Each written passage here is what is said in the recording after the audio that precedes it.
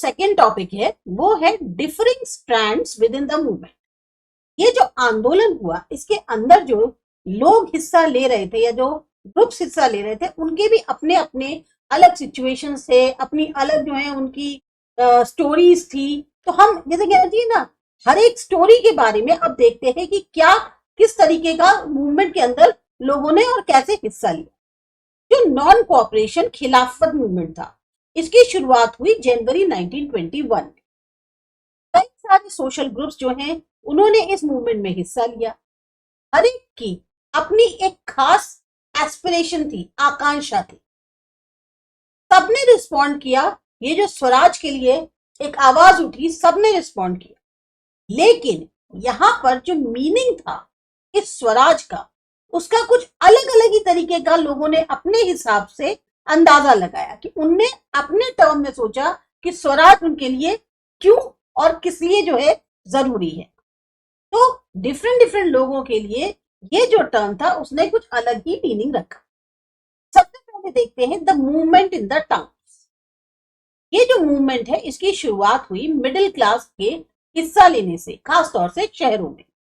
हजारों स्टूडेंट्स जो हैं उन्होंने गवर्नमेंट के जो कंट्रोल किए हुए स्कूल्स थे, कॉलेजेस थे, उनको छोड़ दिया। हेडमास्टर्स हैं, टीचर्स हैं, उन्होंने रिजाइन कर दिया। और लॉयर्स जो थे उन्होंने अपनी ये जो लीगल प्रैक्टिस करते हैं इसको भी छोड़ दिया। काउंसिल इलेक्शंस को बॉयकॉट किया गया, बहिष्कृत किया गया ज्यादातर प्रोविंसेस में, यानी जो राज्य थे। पर मद्रास, जहां पर जस्टिस पार्टी थी यानी पार्टी नॉन ब्राह्मण्स की, उनको लगा कि अगर हम काउंसिल में एंटर करते हैं तो कहीं ना कहीं ये एक ऐसा रास्ता है जिससे हमें कुछ पावर मिल जाएगी। और ये ऐसा था कि जो ब्राह्मण्स हैं सिर्फ उन्हीं को ये जो है पहुंच अवेलेबल थी, मतलब यही लोग जो हैं उसके अंदर जा सकते थे। तो इसलिए जो काउंसिल इलेक्शंस थे उसमें ज्यादातर प्रोविंसेस ने तो बॉयकॉट किया, लेकिन मद्रास में नहीं हुआ।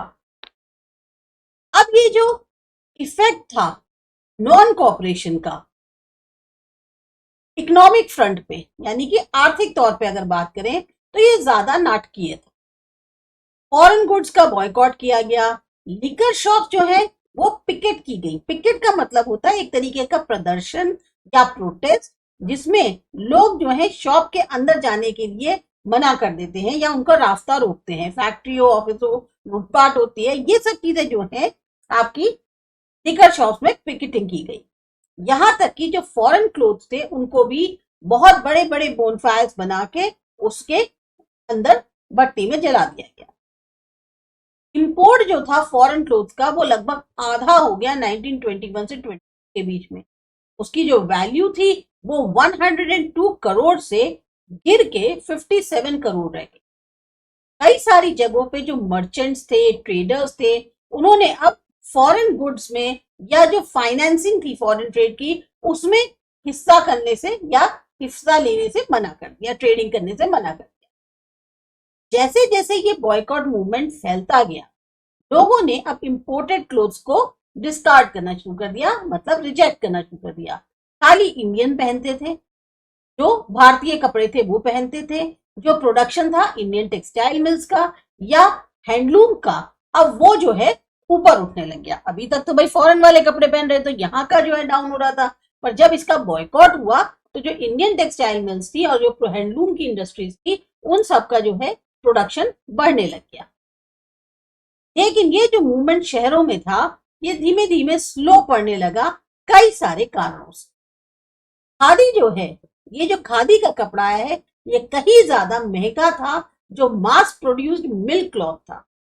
मतलब मिल में जो कपड़ा एक बहुत बड़े मास लेवल पे बनाया जाता है, बहुत थोक में बनाया जाता है, उसके मुकाबले खादी का कपड़ा बहुत महंगा था।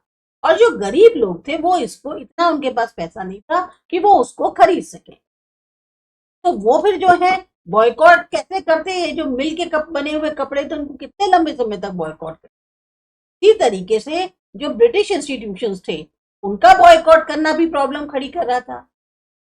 मूवमेंट को सक्सेसफुल होने के लिए ऑल्टरनेटिव इंडियन इंस्टीट्यूशंस को बनाया गया ताकि उनका इस्तेमाल किया जा सके ब्रिटिश की जगह।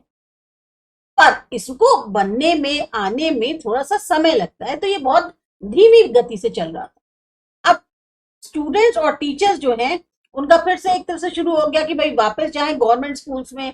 लॉयर्स ने जो है अपने जो गवर्नमेंट कोर्स थे उसमें दोबारा से काम को ज्वाइन कर लिया। पहले तो सबने जो है रिजेक्ट कर दिया, रिजाइन कर दिया, लेकिन बाद में जब ऐसा लगा कि धीमे धीमे गति इसकी स्लो पड़ने लगी तो सब फिर वापस लौटने लग गए। तो ये जो है आपका सबसे पहला था मूवमेंट टाउन्स के अंदर जो हुआ। फिर आता है आपका rebellion in the country side. इसको करते हैं अगले वीडियो में।